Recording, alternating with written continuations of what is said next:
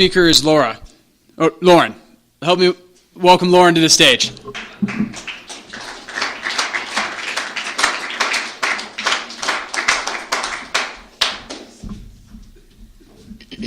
Hey everybody, my name is Lauren, and I am an alcoholic.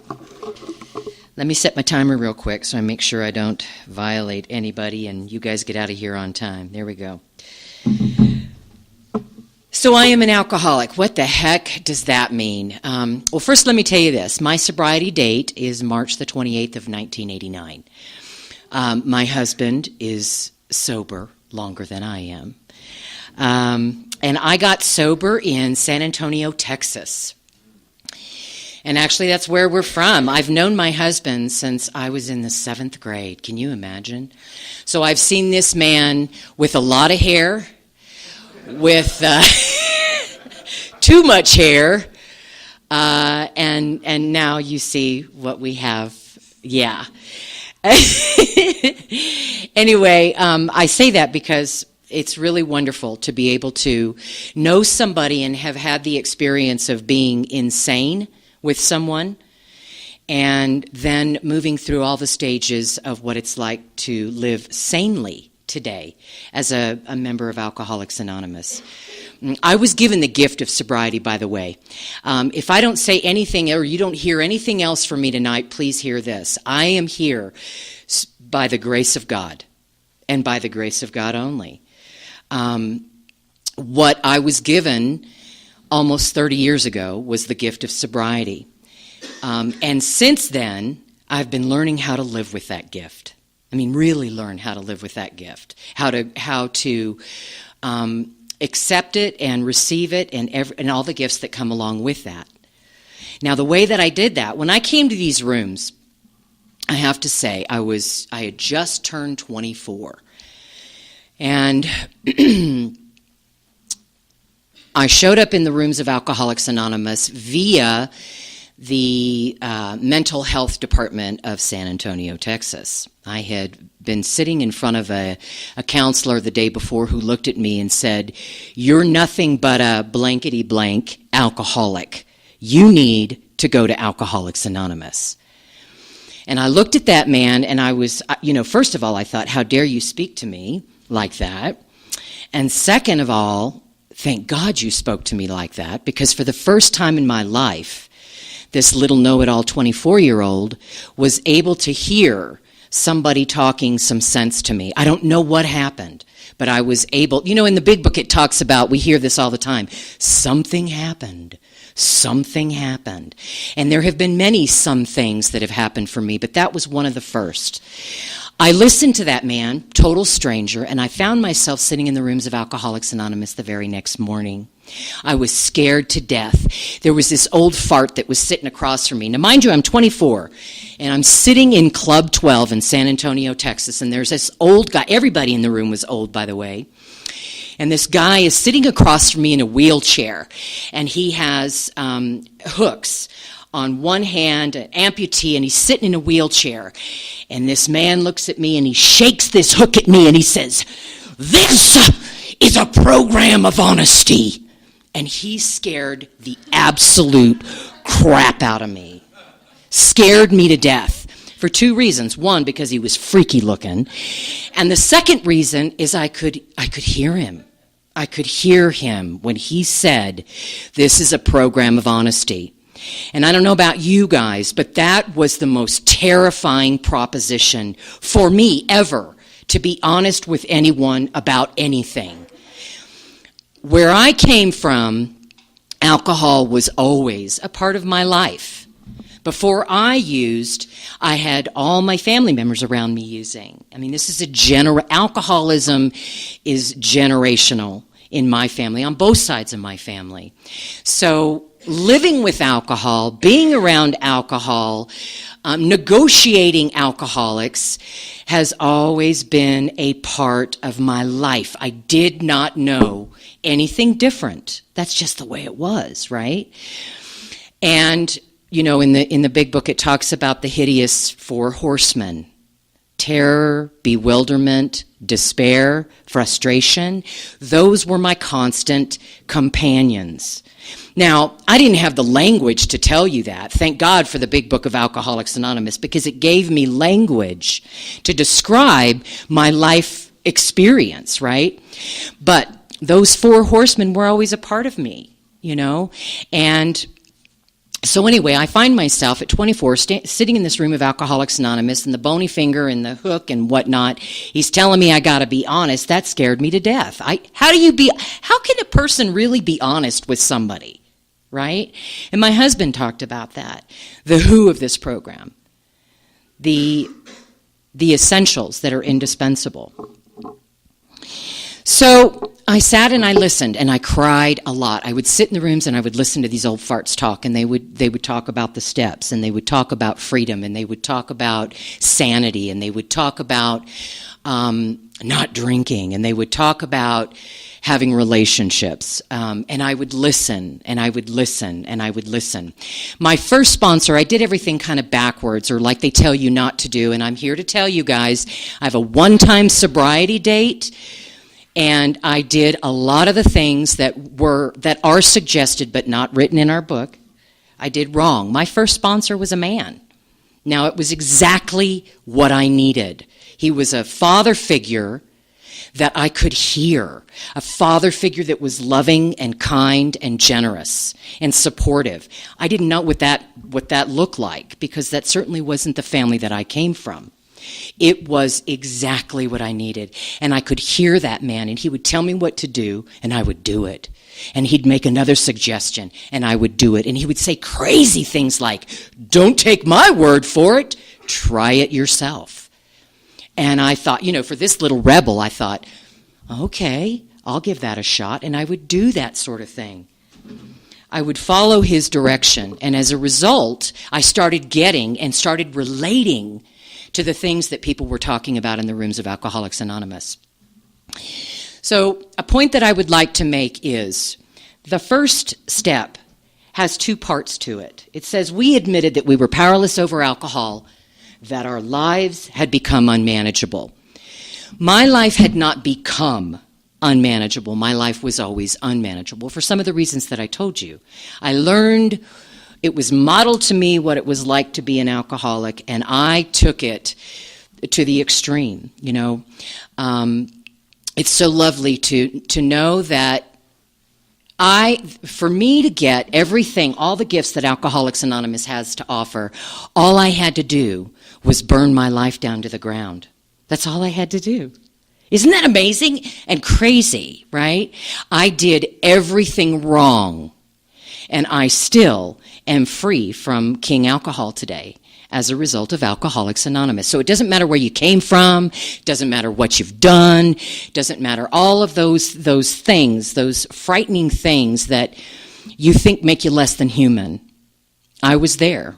I did them myself. And as a result of working these steps, I'm free.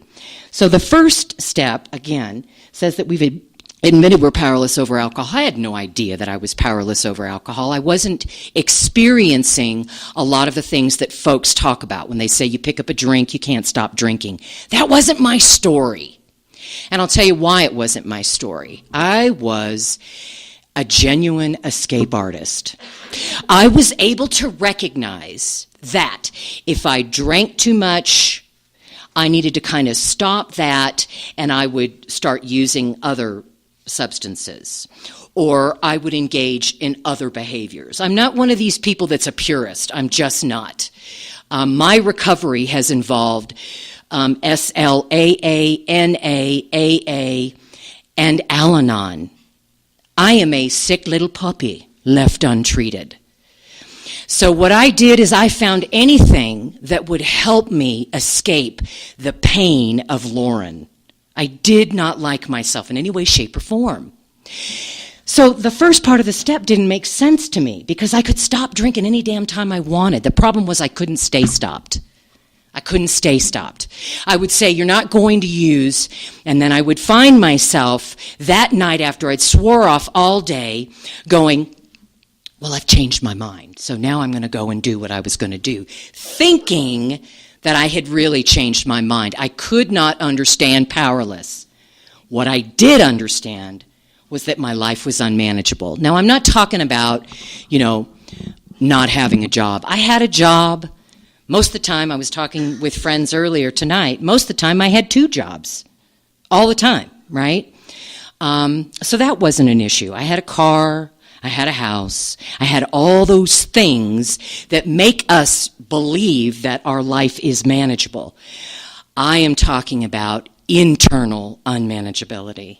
I am talking about those hideous 4 horsemen. I was constantly afraid. I felt guilty all the time for things that I had nothing to do with. I was guilty. I felt like I was less than. I was convinced I was insane and terrified that you guys were going to see it. So I did everything I could to do the right things, to say the right things, to be the right way, to dress the right way, so you would not see my insanity and lock me up. I never had a moment's peace between these ears. This is how I know that I am a member of Alcoholics Anonymous. The disease centers in our mind. That's what our literature tells us. The disease centers in our mind. I just looked at my timer. I've set it for 29 hours.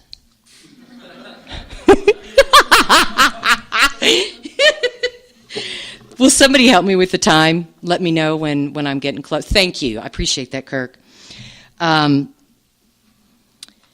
So I'm sitting with this person who says, we're going to get into the big book. We're just going to read the big book every day. We're going to read the big book. And I began to self-identify with all of that, all of the literature. Not necessarily the extent of it, but always the feelings of what I was finding in the book. And the absurdity of trying to hide from myself, and the absurdity of trying to hide myself from you guys, So I was able to see this unmanageability, and I was encouraged. My sponsor would say, just do what I'm doing, just do what I suggest, and see what happens. So what I began to recognize as I was going through this glorious process of the 12 steps of Alcoholics Anonymous, I began to build a momentum. One step leads to the next step, which sucks you into the next step, and then into the next step. And it's just this wonderful opportunity to explore my internal landscape and see how I'm operating in the world. So there's a possibility for me to be different. When I got to step 3, I was told that I needed to make a decision to turn my will and my life over to the care of God as we understood Him. So making a decision to turn my will is my thoughts, and my life is my actions. My will is my thoughts, and my life is my actions. So it's not that I get to just turn my thoughts and not my actions. It's the two of them together that is going to allow this God to show up and guide my life. Because if I'm just turning my thoughts, I could walk around all day long thinking godly thoughts while I'm driving down the street, shooting the finger at everybody that's in my way. Or at the grocery store complaining. I'm thinking godly thoughts. But this jerk in front of me will not get through the register fast enough. Or those kids are bugging the crap out of me, etc., etc., etc. Or the flip side is that I'm not having godly thoughts at all. All my actions, look at how amazing I am. I'm doing service in my home group. I'm acting like I like all of you. But in my head, I am ripping you guys apart. Can anybody relate to that? Right? Exactly. So the third step is requiring that I find some way to become congruent. I don't know about you guys, but that's impossible for me. My prayers today are literally just a reporting to God the nonsense that I'm up to, that I'm currently involved in, the way I'm thinking, or the things that I want to do, or maybe even the things that I'm doing. I report to this God This is how I'm showing up. Could you possibly show me another way? You know? So the third step is something that I'm doing on a daily basis, because my illness is not about drinking. I treated my illness with drinking. Because this is unmanageable in here, and it's supposed to be unmanageable, by the way, guys. God is supposed to be managing my life, not Lauren, right? God is much bigger. And so that's what I want to tap into on a daily basis, so I can be free from the bondage of Lauren, or the crazy of Lauren, or the rules and the Lauren's rules and Lauren's guidelines, right? The only way I can do that is by actively pursuing this higher power. In the big book of Alcoholics Anonymous, between pages 86 and 88, I believe, it tells us how we can access this power as alcoholics. When I came into the rooms, it was impossible for me to meditate. Absolutely impossible. And I got continued guidance from, my sponsor would say, well, just try it for 2 minutes. Just sit for 2 minutes, try to be quiet, and listen. And I would sit there and think, holy crap, man, 2 minutes seems like 29 hours. That's impossible. Are you kidding? 2 minutes. 2 minutes. 2 minutes. Has it been 2 minutes yet? Right? And what I've learned over time is, my husband frequently says, time takes time. Time takes time. I had to learn how to sit for 2 minutes, so I could eventually learn how to sit for 5 minutes, so I could eventually learn how to sit for 10 minutes, or however long I want to sit today. I am not one of these that's a big believer in hanging out for an hour on a mat. Life is happening here. It's easy to check out. I can get caught up in searching for a spiritual experience today, just like I could using drugs and alcohol, right? Today, I know that I want my feet firmly planted on this earth, being an active part of what's happening around me, being an average Joe and showing up to the best of my ability to be the best person that I can be, knowing that I am a part of humanity.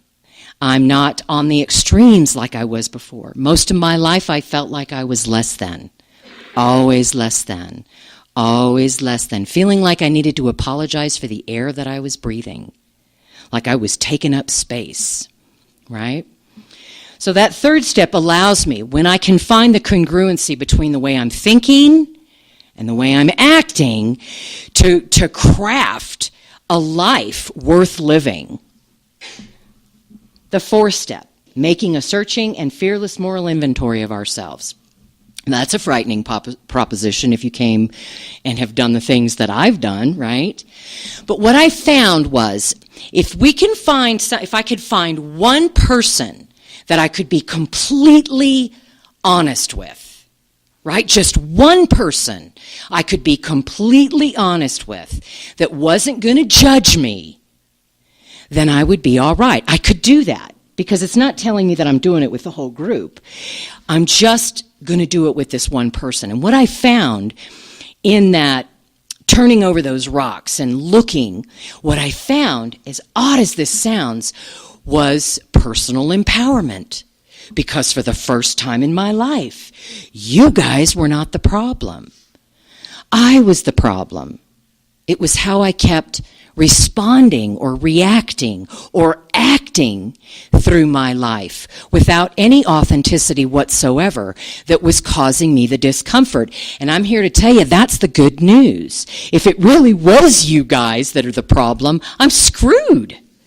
I'm screwed. But the good news is that because it's Lauren that strategically, by default, was burning down her life, one relationship at a time, I'm the one that gets to look at that and go, well, God, with your help, it could possibly be different, like Matthew alluded to, right? Open-minded means that I'm open to the possibility that my life could be different, that I might actually be able to show up in my world different than I was doing it before. Wow, that's profound, because I don't know about you guys, but prior to recovery, prior to working the steps, and I'm not talking about just coming to meetings and sitting down and taking up space. I'm talking about doing the work, right? All of a sudden, my whole life experience is different. It's no longer Groundhog Day. I was getting loaded and enjoyed the opportunity of trying to create a different internal environment each time I would get loaded. But the sad thing is the end result was always the same. I'd go home feeling empty when I eventually got home, right? And I would feel like a loser, and I would run the events. I was not one of these people that would have blackouts. I remember everything I did. Everything. So those of you that have blackouts are kind of lucky. But I remember all of it, and I can feel all of it, right? And what does a person do when you're looking at that kind of stuff on an inventory? Well, you somehow learn to develop this observer self that can be with you while you're looking at it. You're not living in it, you're just looking at it so you can move on and have a new life experience. So that's what I was, my sponsor just kept saying, you can do this, you can do it. So I did it, and it didn't feel good. There was nothing comfortable about it at all. I'm much better at doing 4 steps today than I was at the beginning. I can look at myself pretty easily now without having to cycle into this horrible place of self-deprecation and harsh judgment. The truth is, I am a child of God doing the best I can at any given time. And I know that that's true about you guys too. What I did is not who I am. What I did is not who I am. What I do is not who I am. I'm a precious child of God, period. That can never be altered. That can never be altered. Isn't that cool? But what I can do as a precious child of God walking around in this funky skin suit is learn how to live among others in a place of peace. And contributing in a loving and kind and attentive way that I was never capable of doing before. I was so self-absorbed in the bondage of Lauren that I couldn't see you guys. My first sponsor said, this idea of you're not all, I may not be much, but I'm all I think about. And I'm here to tell you today that statement is still true, but there has been a change. I may not be much, and I'm all I think about, but I think about myself in relationship to all of you. It's not just about me, it's about how am I affecting the rest of the people that are around me? How am I affecting life? And I get to choose how I want to show up today because I'm free from all that crap that I was dragging around with me that kept me a slave to my illness.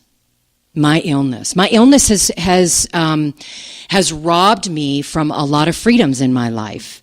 But the good news is, because that big book of Alcoholics Anonymous is a book of change, I am constantly renewed, and I'm constantly offered opportunities to look at myself differently. These steps 4, 5, 6, and 7 are profound. I get to, in there, look at what I've done, consider the possibility of doing things differently. I get to lay out what my values are versus your values, my grandparents' values, my parents' values. I get to find out what's important to me. And then again, I get to craft a life that supports that with the help of a loving higher power, right? It's pretty amazing. When I got to step 8, I'm making a list of all the persons I had harmed, and I became willing to make amends to them all. What I did is I sat with my sponsor, and we very carefully listed all those things that I was responsible for, the real stuff that I was responsible for, instead of those things that I was overly responsible for. Because where I came from, I believed I was so self-important that everything that went wrong in the world, somehow I must have been a part of that. My sponsor was able, I showed up and honestly reported what I thought was true. And then with the help of my higher power and my sponsor, we were able to figure out what was really true. versus what I thought was true. And then I got to sit down and figure out exactly what harms I had done. And then in that 9th step, I got to go to those people methodically and on my list, check them off one at a time, and go to them and hold myself accountable for what I had done. I used this crazy language like, I was wrong to do X, Y, Z. How can I make this right? Is there anything you might like to say? And then I had to learn how to shut my mouth, right? And listen. As a result of that, I began to gain some self-respect. You know, we talk a lot, or you hear a lot, it's not in our big book anywhere, but you hear people talking about self-esteem. Self-esteem. Well, I had no self-esteem when I got here for many reasons, but the number one reason that brought me in the room is because I wasn't doing esteemable things. I was doing horrible things, and as a result, I was feeling pretty bad about myself. Well, what I was taught, what you guys taught me in the rooms of Alcoholics Anonymous, is that if I do esteemable things, I'm going to develop self-esteem, healthy self-esteem, self-respect, respect for you.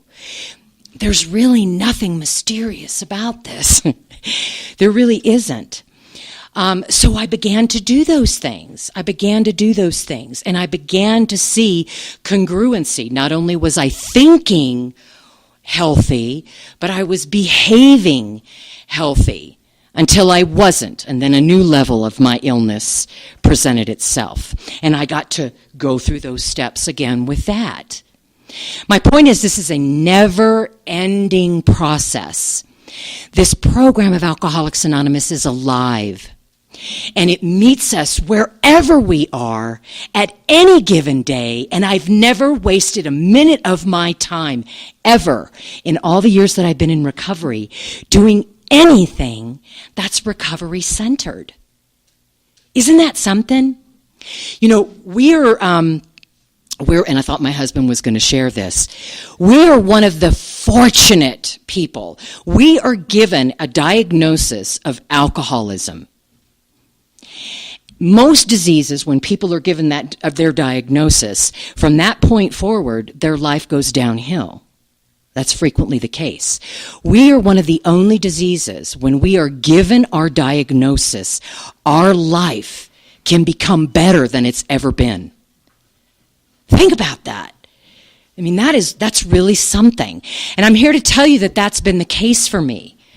Little by little, year by year, step by step, sponsor by sponsor, home group by home group, different 12-step format, I get to have a new life experience. My life has broadened. It's not this tiny, painful existence. You know, I was hanging on when I got here. And what I found was a new way to be in the world, you know. Excuse me. I get to continue to take personal inventory. And when I'm wrong, I get to promptly admit it. What a freedom is that? I don't know about you guys, but before the steps, I would have never taken responsibility for anything. And I certainly wouldn't have done it promptly. Admit that I'm wrong. Where I came from, if you were wrong, heads were going to roll. Seriously. There was a punishment that was coming down, and it was not going to be pretty. So I would have never admitted that I was wrong. Why? Why would I admit I was wrong and leave myself vulnerable to be hurt, whether it was spiritually or literally physically? I wasn't willing to do that. But when you told me that I get to do that, and if I continue to do that, I'm going to be free. You know, I love those 4 simple steps that are laid out in our big book regarding the 10th step, you know. When things are uncomfortable internally, I get to have a look-see and figure out where I've gone astray in my mind. the first thing it tells me to do is talk to God about it. Then I talk to another person if I don't get that immediate understanding and make that contact with my higher power. I can pick up the phone and then I can call somebody. I can make an amends if I need to. And then I turn my thoughts to somebody else that I can help. This is crazy stuff. This is really crazy stuff because that's not how I functioned, Sought through prayer and meditation to improve our conscious contact. Those 2 minutes in the beginning have now very easily, very elegantly, very gently moved to 15, 20 minutes, 30 minutes. I can actually sit and just breathe. I'm not sitting there with a list of things that I'm demanding God give me. I'm not feeling sorry for myself because things aren't the way that I want them to be. I get a daily reprieve from the bondage of Lauren each time I treat myself to sit down and do some prayer and meditation. That's such a foreign concept to me. Because I'm a doer. I'm going to get out there and I'm going to do things. I'm going to make things happen. I'm going to mix it up, shake it up, whoop it up, But when I'm really employing the power of the universe, right, in our readings it tells us who has all power. Well, God has all power, which means Lauren doesn't have any power. I don't have any power. So I get to continually turn to this higher power for direction. And sometimes I do it a lot better than I do other times. Kirk, how am I doing on time? 2 minutes. Oh, perfect.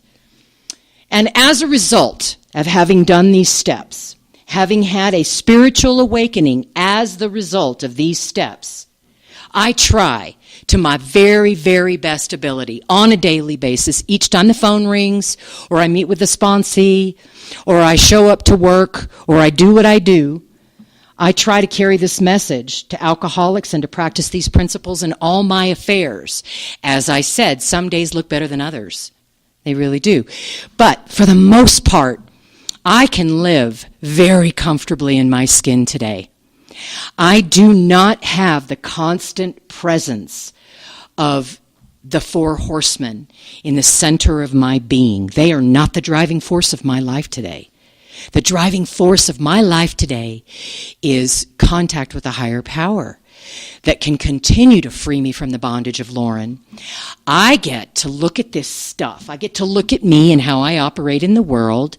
I get to take my focus off of you guys. I get to allow you to be whoever you are in all your magnificence and mind my own doggone business. I get to be free. I'm not locked up today. I don't have to take medication. I don't fight with policemen. I'm not doing all the crazy stuff that I am certain I would continue to be doing today if it hadn't been for Alcoholics Anonymous. I hope I've said something that helps someone tonight. And keep coming back. I'm going to keep coming back, and you guys keep coming back too. Thank you.